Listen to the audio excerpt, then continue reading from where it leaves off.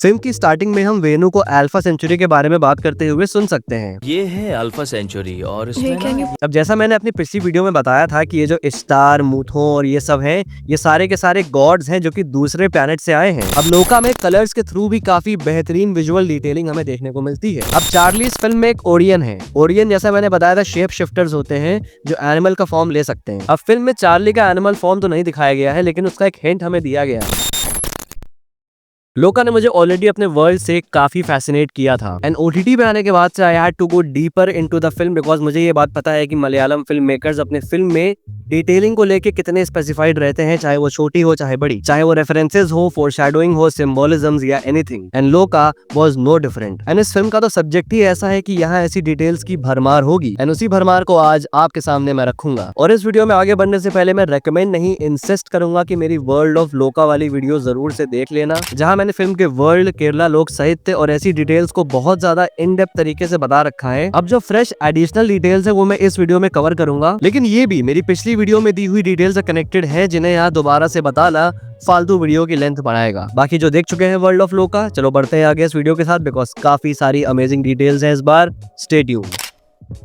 Film की starting में हम वेनु को अल्फा सेंचुरी के बारे में बात करते हुए सुन सकते हैं। ये है अल्फा सेंचुरी और इसमें ना जैसे मिल्की वे स्टार सिस्टम है, वैसे ही अल्फा सेंचुरी भी एक स्टार सिस्टम है हमारे सोलर सिस्टम से 4.37 लाइट ईयर्स दूर। लेकिन इस सिस्टम में सिर्फ 3 स्टार्स हैं। अल्फा सेंचुरी ए जो कि हमारे सन जैसा दिखता है, अल्फा सेंचुरी बी हमारे सन से थोड़ा छोटा और थोड़ा ठंडा भी, और प्रॉक्सिमा सेंचुरी एक रेड कलर डॉर्फ स्टार यानी बहुत ही छोटा। और ऐसा माना जाता है कि हमारे सोलर सिस्टम के अलावा जो अल्फा सेंचुरी के अंदर प्लैनेट्स हैं वो ऐसे प्लैनेट्स हैं जो कि लाइफ को सपोर्ट कर सकते हैं। अब जैसा मैंने अपनी पिछली वीडियो में बताया था कि ये जो स्टार मूथो और ये सब हैं, ये सारे के सारे गॉड्स हैं जो कि दूसरे प्लैनेट से आए हैं, जिसका ग्लिम्स हमें फिल्म की स्टार्टिंग के एनिमेशन में दिखता है, जहां उनका प्लैनेट हमें दिखाया जाता है। अब अगर तुम यहाँ गौर करो तो आसमान में हम 3 सेलेस्टियल बॉडीज देख सकते हैं, जो कि हाईली पॉसिबल है कि अल्फा सेंचुरी के 3 स्टार्स हैं। सी अल्फा सेंचुरी 1 हमारे जैसा सन, अल्फा सेंचुरी बी छोटा और ठंडा, और प्रॉक्सिमा सेंचुरी एक डॉर्फ स्टार। तो यानी कि मूथो और ये सारे बीइंग्स जो आए हैं, इनका प्लैनेट अल्फा सेंचुरी सिस्टम में है। एंड सिंस ये सिस्टम सबसे क्लोजेस्ट है हमारे सोलर सिस्टम के, तो दैट एक्सप्लेन्स कि ये यहाँ अर्थ पर ही क्यों आए। सो एक छोटा सा डायलॉग जिसपे हमारा ध्यान भी नहीं गया, उसमें इतनी डीप डिटेल, रियली कूल। अब जब चंद्रा अपने फ्लैट पे जाती है तो उसकी बुक शेल्फ पे हम कुछ बुक्स देख सकते हैं, जिसमें से इन 2 स्पेसिफिक बुक्स पे ध्यान दो, the gods were astronaut and the war of the gods. ये 2 बुक्स लोका के वर्ल्ड में होने वाले इवेंट्स पर बेस्ड हैं। बेसिकली ये दिखाते हैं कि भाई रामायण और महाभारत की तरह जो ये मूथोन और स्टार की भी कहानी है, जो कथा है, ये भी बहुत ही नोन फिनोमिनन है इस वर्ल्ड में। अब जैसा लोका के ओपनिंग एनिमेशन में दिखाया जाता है कि जो मूथोन है वो एक स्पेसशिप से जाता है एंड अर्थ पे लैंड करता है, जहाँ वो इंसानों को आग के बारे में बताता है and various other things. In short एक गॉड, जो कि लोका का अपना टेक है कि जो गॉड्स हैं वो हाईली एडवांस सेलेस्टियल बीइंग्स थे जो दूसरे प्लैनेट से आए थे हमारे वहाँ। एंड ये बुक उसी चीज के ऊपर है। सिंस वो स्पेसशिप से यहाँ पे आता है जैसा कि हम यहाँ पे देखते हैं, तो इसीलिए बुक का टाइटल भी है कि गॉड्स वर एस्ट्रोनॉट। वहीं ये दूसरी book the war of the gods, जो बेस्ड हो सकता है मूथोन और स्टार की वॉर पे, अगेन जो हमें एनिमेटेड सीक्वेंस में दिखाया जाता है। अब जब चंद्रा अपना सीक्रेट रूम ओपन करती है तो हम काफी सारी पुरानी चीजें देख सकते हैं। ये सब के सब बेसिकली सुवेनियर्स या हम कहें कलेक्टिबल्स हैं, जो चंद्रा ने थ्रू आउट हिस्ट्री अपने जीवन में कलेक्ट किए हैं। जैसे यहाँ देखो ऊपर हम ये नाइट्स का मेटालिक हेलमेट देख सकते हैं जो मेडिवियल एरा में सैनिक पहनते थे। यहाँ देखो ये ब्रिटिश स्टाइल लॉन्ग कोट जो ब्रिटेन में 18th सेंचुरी के दौरान काफी पॉपुलर हुए थे। हम इवन चंद्रा को एक एनिमेटेड सीक्वेंस में लंदन में टहलते हुए देख सकते हैं, जहाँ पर ये लॉन्ग कोट्स काफी कॉमन थे। सो यहीं से वो लाई होगी। नीचे देखो हम ब्रिटिश स्वॉर्ड भी देख सकते हैं। यहाँ देखो हम अरेबियन स्टाइल विप या कहें चाबुक देख सकते हैं। एंड एनिमेटेड सीक्वेंस में भी हम चंद्रा को किसी मिडल ईस्टर्न कंट्री में देख सकते हैं, जो आर्किटेक्चर है, जो बाजार है, मिडल ईस्टर्न स्टाइल। और भी ऐसे बहुत से कलेक्टिबल्स यहाँ पे हैं जो मैंने आइडेंटिफाई कर लिए, वो बता दिए। सो दुनिया भर में थ्रू आउट हिस्ट्री चंद्रा जहाँ जहाँ भी गई है वहां से कुछ न कुछ कलेक्ट करके उसने अपने पास रखा हुआ है। फिर चंद्रा का ये बॉक्स हमें देखने को मिलता है। ये वही सेम बॉक्स है जो काथनार के पास होता है ओरिजिनली। इस बॉक्स पे देखो तो कुछ लिखा हुआ देख सकते हैं, ओमनिया इन बोनम। ये एक लैटिन फ्रेज है जिसका मतलब है all things work together for good. ये आता है बाइबल के रोमन्स चैप्टर 8 वर्स 28 से, जिसका पूरा अर्थ है कि गॉड परमिट करता है इवल का होना ताकि अच्छा हो सके। जो ग्रेटर गुड है वो पॉसिबल नहीं है अगर बुराई ना हो तो। एंड सिंस काथनार एक क्रिश्चियन है और जो उसका पर्पस हमने देखा है फिल्म में,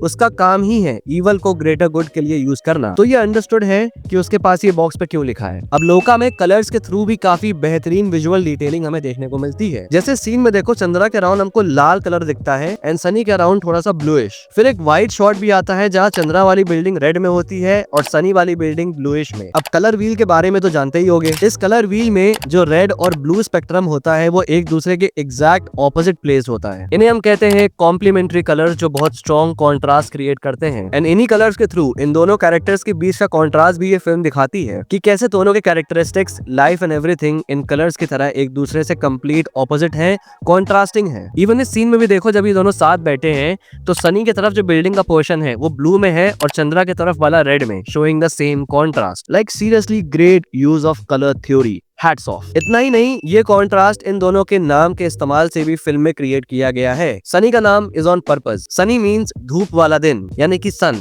चंद्रा मीन्स चांद। चंद्रा की कमजोरी है सूरज। और जैसे सूरज और चांद दोनों ही एग्जिस्ट तो करते हैं, लेकिन अपने नेचर और बनावट की वजह से कभी साथ नहीं हो सकते। सेम चीज सनी और चंद्रा के साथ भी है। Beautiful and poetic. अब जॉनी काथनार फैमिली का है, ये काफी एंड में जाके रिवील होता है, लेकिन उसके एंट्री के टाइम पे हमें इसका एक छोटा सा हिंट मिलता है। देखो यार चंद्रा क्या कहती है। तुम सेमिनार से भाग आए हो ना?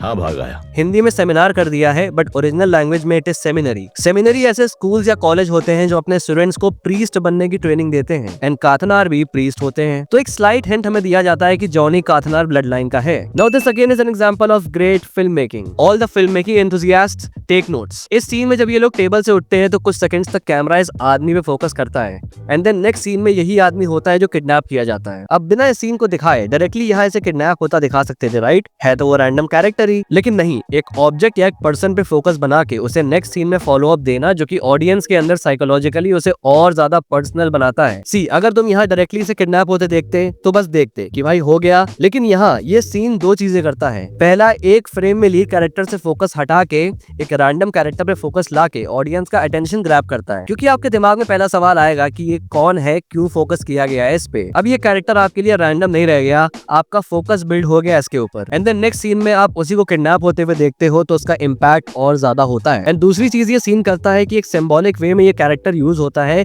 कि देखो इन लड़कों के इतना करीब कोई बैठा है जो अगले मोमेंट किडनैप हो गया। सिमिलरली जैसा हमारे रियल वर्ल्ड में होता है कि जो ऐसे क्राइम्स के विक्टिम्स होते हैं वो अक्सर हमारे आस पास रहने वाले लोग होते हैं, और ये सीन को अब्रप्ट की जगह सीमलेस रखता है। A very great example of visual Q in film making. अब इस सीन में यहाँ सनी ये शूलेस ट्रिक करने का ट्राई करता है और कहता है कि उसने किसी मैजिशियन को ये करते हुए देखा। मैंने ना एक एमजी रोड पे एक मैजिशियन को ऐसा करते हुए देखा था। वेल यहाँ वो माइकल को रेफरेंस देता है, जिसको हम वही सेम शूलेस वाली ट्रिक करते हुए देखते हैं फिल्म के पोस्ट क्रेडिट सीन में। अब इस सीन में चंद्रा रूम के एंट्रेंस पे ही खड़ी रहती है और सनी के बुलाने से पहले अंदर नहीं आती। वाइल नॉर्मल वे में ये बेसिक एडिक्वेट की तरह वर्क करता है, लेकिन इसमें थोड़ा सा केरला लोक साहित्य का भी एक ट्विस्ट है। अब चंद्रा एक यक्षी है और केरला लोक साहित्य में ऐसा बिलीफ है कि यक्षी किसी दूसरे के दहलीज में एंटर नहीं कर सकती अंटिल उसको इनवाइट ना किया जाए, एंड यहाँ सटल तरीके से उस चीज को दिखाया जाता है। ऑल्सो यहाँ चंद्रा कंप्लीट व्हाइट अटायर में होती है, एक ईस्टर एग यक्षी के ओरिजिनल अपीयरेंस का, जैसा केरला लोक साहित्य में मेंशन्ड है।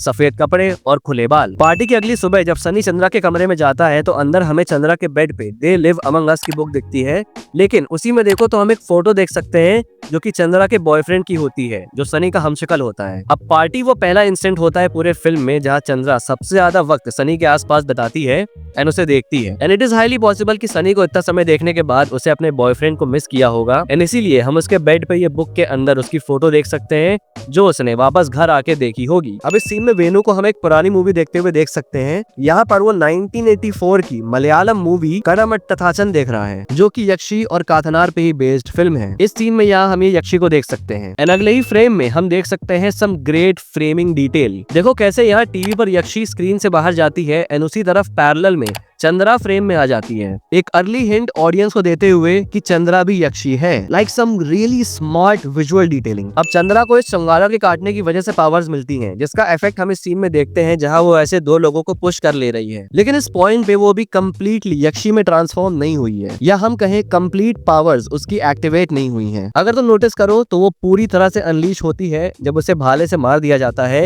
एंड वो वापस से खड़ी होती है। वेल यहाँ पर अगेन केरला लोक साहित्य से भी एक पैरेलल ड्रॉ किया गया है। केरला लोक साहित्य में जो यक्षियां होती हैं वो ऐसी औरतें या लड़कियां होती हैं जिनको रॉन्गफुली कत्ल हो जाता है और फिर वो एज यक्षी रिबॉर्न होती हैं। तो यहाँ चंद्रा अभी कम्प्लीटली यक्षी नहीं बनती है, लेकिन जैसे ही उसे भाले से मार दिया जाता है उसका ह्यूमन फॉर्म, ह्यूमन सोल वो कम्प्लीटली खत्म हो जाता है, जिसके बाद से वो पूरी तरह अब यक्षी बनती है। अब ये एक डिटेल के साथ साथ थोड़ी थ्योरी भी है। तो हमारे सामने आता है डॉक्टर वर्गीज, जिसको यक्षी और ये सारे क्रिएचर्स के बारे में जानकारी होती है। इवन जो बुक है दे लिव अमंग अस वो उसी ने लिखी होती है। एंड नचियप्पा जब कन्वर्ट होता है तो उसके खून का एक सैंपल भी वो लेके जाता है। लेकिन इसका अल्टीमेट गेम है क्या? वेल, इसका कनेक्शन उसकी ग्रैंड डॉटर से हो सकता है। जैसा फिल्म में हमने देखा है कि उसकी ग्रैंड डॉटर को कोई सीरियस बीमारी है। अगर यहाँ मशीन पे ध्यान से देखो तो ये लंग्स के एक्टिविटी को ट्रैक कर रहा है। एंड हम एक पाइप भी देख सकते हैं इधर लड़की की बॉडी में जो उसके लोअर रिब केज एरिया में लगी है इस जैकेट के थ्रू। तो प्रोबेबली इसको कोई लंग्स की बीमारी है और वो डेंजरस बीमारी हो सकती है, मोस्ट प्रोबेबली समथिंग जिससे शायद वो नहीं सर्वाइव करेगी। अब नचियप्पा भी एक वैम्पायर बन चुका है,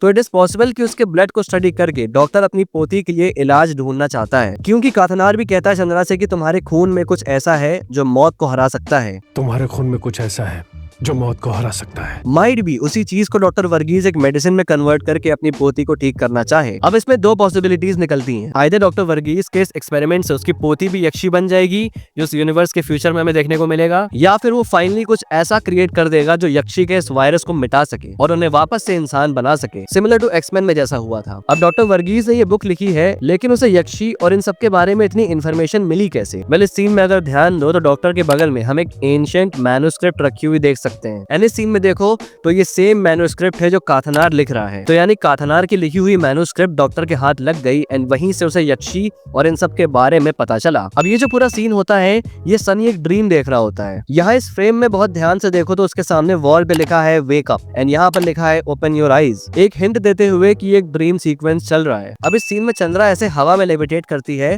और इसके बैकग्राउंड में उसे चांद कवर करता है। वेल, अगर यहाँ उसके नीचे देखो तो एक बोर्ड है जिसपे लिखा है सेलेनीज। अब सेलेनी एक ग्रीक गॉडेस है, the goddess of moon. Even उसके पास पंख वाले हॉर्सेस थे जो यहाँ बोर्ड में बने हुए हैं, कंफर्मिंग कि ये वही सेलेनी है। एंड ऊपर ऐसे चंद्रा के हवा में उड़ना with a moon as background metaphorically उसे सेलेनी की तरह सिंबलाइज कर रहा है। अब इस सीन में यहाँ दीवार पे देखो तो हम मूथो का सिलुएट देख सकते हैं। अब जैसा मैंने वीडियो की स्टार्टिंग में बताया कि लोका के वर्ल्ड में मूथोन, इश्तार एटसेट्रा की कहानियां भी एपिक्स के तौर पे नोन हो सकती हैं, just like Ramayan and Mahabharat. Obviously इनकी जैसी एक वाइडर या बड़ी कम्युनिटी नहीं जैसे हमारे इंडिया में है, लेकिन एक छोटी सी कम्युनिटी। एंड ये सीन उसका सबूत है कि देखो किसी ने मूथो के सिलुएट को ऐसे दीवार पे ड्रॉ किया हुआ है। अब इस सीन में चंद्रा सनी को बताती है कि अगर उसने किसी हेल्दी बॉडी वाले इंसान को काटा तो वो उसके जैसा बन जाएगा, एज अपोज टू सनी जो अल्कोहल और सिगरेट कंज्यूम करता है। अगर एक क्लीन हेल्दी बॉडी है तो मुझ जैसा बन सकता है। तुम्हारी बॉडी ऐसी नहीं है, उसमें सिर्फ नशा और धुआं है। लेकिन नचियप्पा उसके जैसा बन जाता है क्योंकि वो फिट और हेल्दी होता है। इतना ही नहीं, ये चीज फिल्म में थोड़ी पहले फोरशैडो भी की जाती है, जहाँ ये ऑफिसर्स नचियप्पा को एक टी टोटलर कहते हैं। चाय नहीं पीते क्या? कौन वो? पक्का टी टोटलर है। टी टोटलर मतलब होता है एक ऐसा इंसान जो कि अल्कोहल या ऐसा कोई सिमिलर बेवरेज या ऐसा कुछ भी कंज्यूम नहीं करता है। तो पुलिस वाला होने की वजह से उसकी बॉडी फिट है और अपनी आदतों की वजह से वो हेल्थ वाइज भी पीक फॉर्म में है, इसीलिए वो चंद्रा जैसा बन जाता है। जब माइकल एके चाथन इंट्रोड्यूस होता है तो उसके हाथ में देखो हम सैटर्न प्लैनेट का टैटू देख सकते हैं। अब जो जूडियंस होते हैं यानी कि जो जुडाइज्म को फॉलो करते हैं, वो प्लैनेट सैटर्न को एसोसिएट करते हैं सैटर्न के साथ, डीमन से। इवन एंशिएंट रोमन कल्चर्स या बेबीलोनियन कल्चर्स में भी ये सेम चीज मानी जाती है। अब चाथन भी एक डेमन है, सो दैट एक्सप्लेन्स कि भाई उसने सैटर्न के टैटू को क्यों बना रखा है अपने हाथ में। अब इसी सीन में माइकल की कीरिंग पर भी ध्यान दो, एक लाल रंग का गॉब्लिन हम देख सकते हैं। वेल, ये है लुत्तपी। ये एक फिक्शनल कैरेक्टर है मलयालम लैंग्वेज कॉमिक सीरीज मायावी का, जो बेस्ड है केरला लोक साहित्य के चाथन पे। एक लाल रंग का गॉब्लिन या चाथन जो बहुत मिस्चीवियस है और मायावी जादुओं का माहिर है। माइकल भी एक चाथन है, मायावी जादू का माहिर और मिस्चीवियस। तो यहाँ लुत्तपी की कीरिंग से हमें एक हिंट दिया जा रहा है कि माइकल एक चाथन है और साथ ही उसके नेचर को भी सिंबलाइज किया जा रहा है। अब माइकल का एक्सपर्टीज मेडिकल फील्ड में भी है। इनफैक्ट ये जो हॉस्पिटल भी है ये माइकल का ही है एंड उसी के नाम पे है, माइकल्स हेल्थ सेंटर। एंड इस सीन में हमें उसके मेडिकल एक्सपर्टीज का हिंट भी दिया जाता है। इसे बाहर मत निकालना, तेरी फेमरल आर्टरी कट हो गई है, ब्लड लॉस होगा, फिर हार्ट अटैक आएगा, तुम मर जाएगा। लेकिन हॉस्पिटल की दशा बताती है कि कभी माइकल मेडिकल फील्ड में हुआ करता था, अब नहीं। यहाँ अगर हॉस्पिटल में देखो तो कुछ पोस्टर्स पड़े हुए हैं, the moon walker magic company. ये माइकल के ही मैजिक शो के पोस्टर्स हैं, जो करेंटली माइकल का प्रोफेशन है, एक मजिशियन। क्योंकि ये सेम पोस्टर हम फिल्म के स्टार्टिंग में एयरपोर्ट में भी देख सकते हैं, विच मीन्स करेंटली माइकल इस प्रोफेशन में एक्टिव है। इतना ही नहीं, अगर गौर करो तो माइकल बहुत बड़ा फैन है माइकल जैक्सन का। जैसे उसकी क्लोथिंग देखो जो एमजे से इंस्पायर्ड है। इवन उसके जैकेट पे ध्यान दो तो माइकल जैक्सन का जो पेट चिंपैंजी था बबल्स, उसकी फोटो भी लगी हुई है। एंड उसके मैजिक शो के पोस्टर में भी पॉप लिखा है, reference to Michael Jackson, king of pop. अब जो होली ग्रेल कैफे है वो काइंड ऑफ एक सीक्रेट बेस है मूथोन की टीम का। लेकिन ये सिर्फ इंडिया ही नहीं, ये और भी जगहों पे है जो कि हमें यहाँ इन फोटोज में देखने को मिलता है। जैसे ये होली ग्रेल कैफे रशिया में, ये ईरान में, ये एम्स्टर्डम में। विच मीन्स मूथोन का नेटवर्क सिर्फ इंडिया तक सीमित नहीं है। अब चार्ली इस फिल्म में एक ओरियन है। ओरियन जैसा मैंने बताया था शेप शिफ्टर्स होते हैं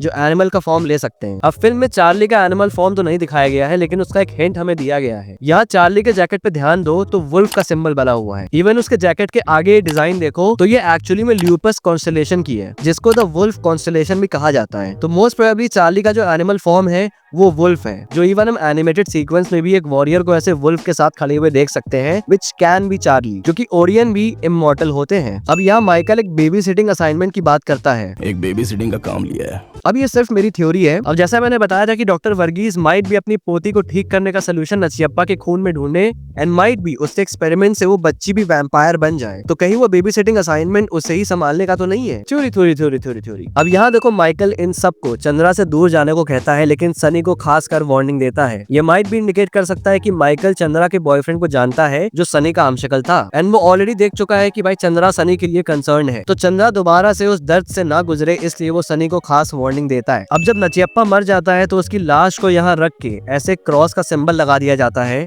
लेकिन अगर नोटिस करो तो हम और भी सिंबल्स यहाँ पे देख सकते हैं, और सिंबल्स रिपीट भी हो रहे हैं। जैसे ये देखो एक और क्रॉस सिंबल, ये दो सिंबल एक जैसे, ये कुछ अलग सा सिंबल है। व्हाट आई थिंक कि जिस तरह की एंटिटी की लाश है उसके लिए अलग अलग सिंबल हैं। जैसे वैम्पायर्स के लिए क्रॉस, ये किसी और क्रीचर के लिए है, एंड ये किसी और के लिए। बेसिकली यहाँ वो सारे इवल एंटिटीज हैं जिन्हें चंद्रा, माइकल या चार्ली की तरह सही रास्ते की जगह इवल रास्ते को चुना और मारे गए। ओके भाई, तो यहाँ पे खत्म होता है लोका चैप्टर 1 की हिडन डिटेल्स वीडियो। अगर मुझसे कोई डिटेल मिस हो गई है एंड तुम्हारे पास कोई ऐसी डिटेल है तो उन्हें कमेंट बॉक्स में लिख के जरूर से बताना। और अगर तुमको मेरी डिटेल्स पसंद आई तो भाई वीडियो को लाइक कर देना और हाइप पॉइंट्स देना मत भूलना। और अगर पहली बार यहाँ पे आए हो तो subscribe to the Flick Circle for more such content. Till then, this is your pop culture nerd signing off.